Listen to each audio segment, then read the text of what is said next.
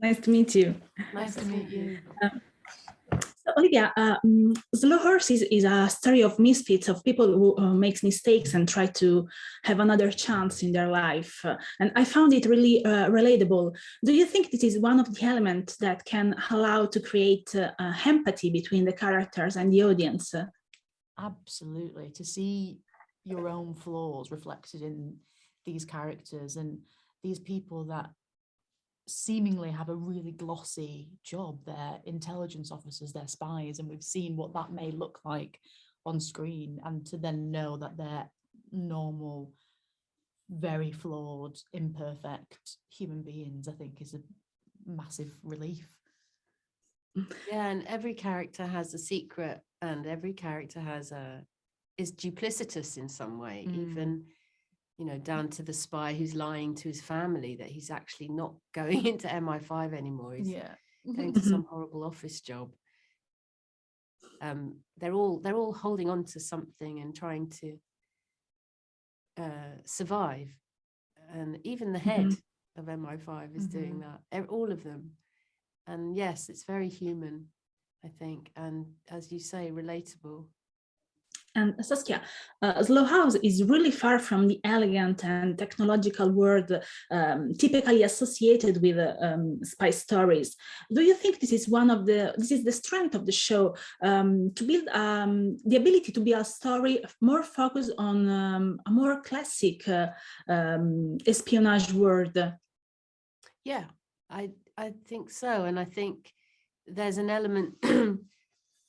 I use the word slapstick actually because I think there's like a juxtaposition to what you think might happen and what actually happens, and they make it quite extreme. So down to the fact that you can't open the door easily, you have to kick it open, you know, so you can hear people coming because you can hear the door scratching and slamming, and you know, somebody's driving a really horrible old smelly car, you know, the fact they haven't got enough money, you know, they don't have money for that and that, and I think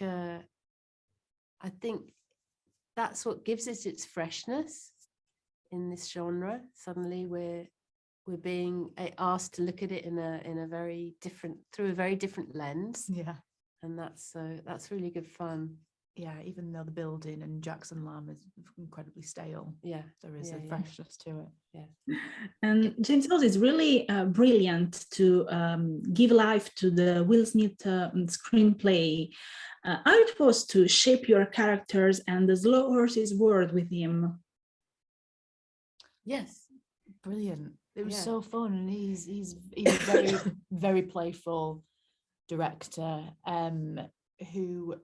And similarly with Will as well, you can, if a line feels like your character wouldn't say it, or you want to add something, you can go up to them and ask, and they'll be like, yeah, try it. And it's lovely when you're in that environment where you feel that everything is sort of malleable in that world. It feels very freeing. Yeah, they were very open to collaboration within limits, but I felt as an actor very able to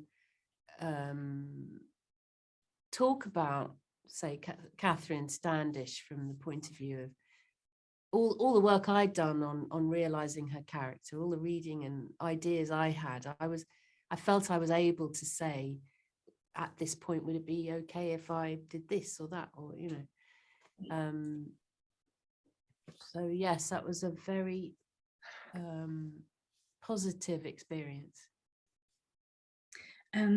You are incredible actors, and I really admire your job. But in your career, have you ever felt like the characters of the show, they are stuck in a place, they feel they don't belong? Have you ever happened this to you? Not in the job that I'm in now. No. I feel really lucky to have done the work that I've been able to do over the last decade. But definitely, like, when I've worked at like beauty salons and I've been like scrubbing the fake tan off the walls from the fake tan room, you know, the spray tan room, even at 14 being like, I don't belong here. Yeah, I mean, I think, yeah, I mean, taking the essence of Catherine not having the confidence to perhaps take another career path, or having to fight her own demons all the time, or, you know, having to be very what's the word I'm looking for? Sufficient. Yes, thank you.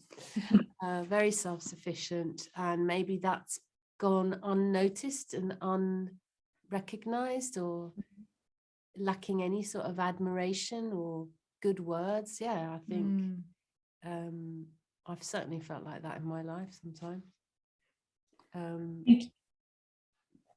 Thank you so much for your time. It's been a pleasure. Thank you. Bye. Bye.